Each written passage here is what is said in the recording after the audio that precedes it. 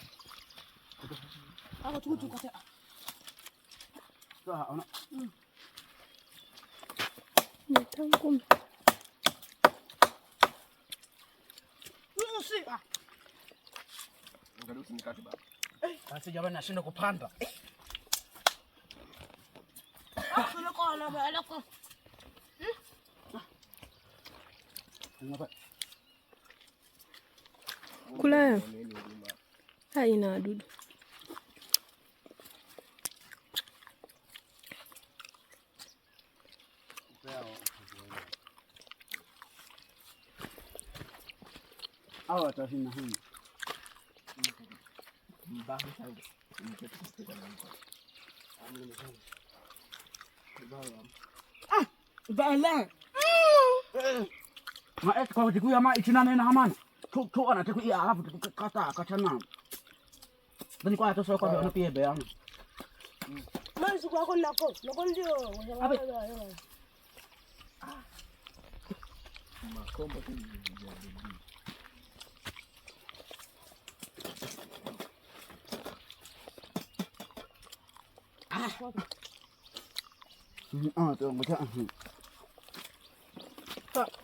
Abe pu na.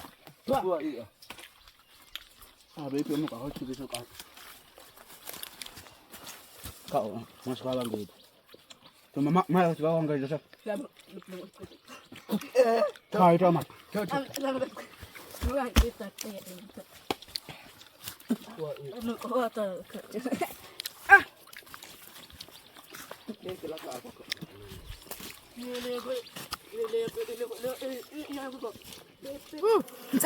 Coba pun. Bawa kertas itu. Itu mak otak. Shaba and the Hadzabe build a traditional home for his European wife Fire. After realizing she couldn't handle sleeping under the stars and wasn't comfortable in a hotel, Shaba made a bold decision. If my wife won't live in a hotel and won't sleep outside, we will build her a Hadzabe home. The entire village cheered at the idea. Some laughed, some shook their heads, but all agreed it was time for the European woman to experience true Hadzabe life. Step 1. Gathering materials. Herb deciduous tree. Before the sun was high, the men and women split up to collect everything needed for a traditional Hadzabe hut. Small blue diamond. The men cut down strong branches to form the frame of the house. Small blue diamond. The women gathered dry grass to create a thatched roof. Small blue diamond. Shaba's wife wanted to help, but every time she touched the grass, a tiny lizard jumped out, making her scream and drop everything. The women laughed so hard they couldn't stand. Shaba shook his head, smirking. My love, if lizards scare you, how will you live in your Hadzabe house? She sighed. I will learn. Step 2. Building the frame. Building construction. The men worked with expert hands, tying branches together to create the frame. Shaba's wife watched in amazement. You don't use nails? Or cement? One of the elders laughed. No, daughter. We use what nature gives us. Inspired, she picked up some rope to help tie the branches. First attempt, the branch fell apart. Second attempt, the whole frame wobbled dangerously. Shaba grabbed it just in time. Maybe just watch, my love. She rolled her eyes. Fine. Step 3. Thatched roof and final touches. Sheaf of rice. The women brought bundles of dry grass, ready to cover the house. Shaba's wife wanted to help, so she climbed up to place some on the roof. Bad idea. As soon as she stepped on the roof frame, it creaked dangerously. Shaba yelled, wait. Crack. She fell straight through the half-built roof, landing inside the house. Silence. Then, the whole village erupted in laughter. Shaba ran over, tears of laughter in his eyes. My love, I think you are the first person to ever fall into their own home. She groaned. At least it's my house I ruined. The women laughed so hard they cried. The finished house with garden fire. By sunset, the house was complete. A beautiful, round hut stood proudly in the village, made from wood, grass, and Hadzabe craftsmanship. Shaba's wife stepped inside, looking around. It was simple, but warm and welcoming. Shaba smiled. Now, you have a Hadzabe home. Will you sleep here tonight? She hesitated, then nodded. Yes. The whole village cheered. That night, she lay inside her new home, listening to the sounds of the African night. No walls. No luxury bed. Just the stars, the crackling fire, and her new Hadzabe family. And for the first time since arriving, she felt truly at home. Next day, Shaba's European wife tries hunting, a wild adventure. Bow and arrow fire. After surviving her first night in her new Hadzabe home, Shaba's European wife woke up feeling proud but exhausted. She had expected a restful sleep, but instead, she spent half the night jumping at every little sound outside. Rustling leaves? A leopard, for sure. Distant howling? Definitely hyenas plotting something. A soft hissing noise?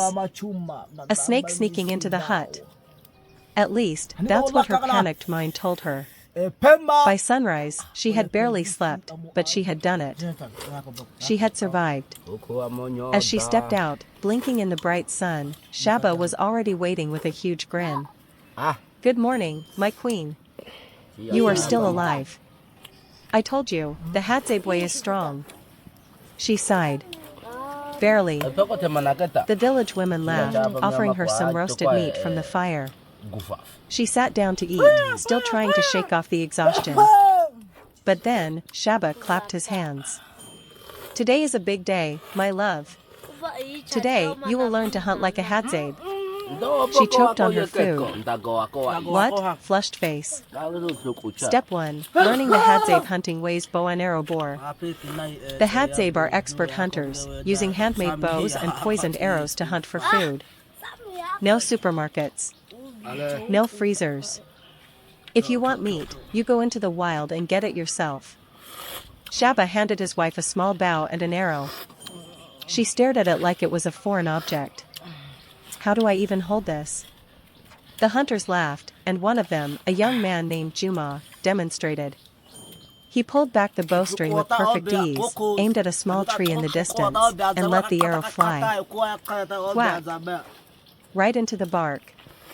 Shaba clapped proudly. See? Easy. She narrowed her eyes. Yeah, easy for you. Step 2, her first shot, disaster. Direct hit face with tears of joy. Determined to try, she gripped the bow and pulled back the string. Except, the string was tight, way tighter than she expected. Her arms trembled. Her fingers slipped. And before she could even aim, whip! The arrow flew sideways and landed in the dirt, right at Shaba's feet. The whole village burst into laughter. Shaba jumped back, clutching his heart. Woman! Are you trying to kill me? She groaned, covering her face. That was an accident. One of the elders chuckled. Daughter, if you hunt like this, the animals will just laugh at you and run away. The teasing was merciless, but she was determined. Let me try again. Step 3, the great guinea fowl chase bird woman running. After several failed shots, Shaba decided to make things easier. No big animals for now. Let's start with something small. The target? A guinea fowl pecking at the ground nearby. Shaba whispered, these birds are fast, but if you sneak up quietly, you can shoot before they fly away. She nodded, gripping the bow tightly. Small blue diamond step 1, creep forward slowly. Good. Small blue diamond step 2, raise the bow. Still good. Small blue diamond step 3, pull back the string. Oh, arms shaking again. Small blue diamond step 4, release. Swoosh. The arrow flew straight over.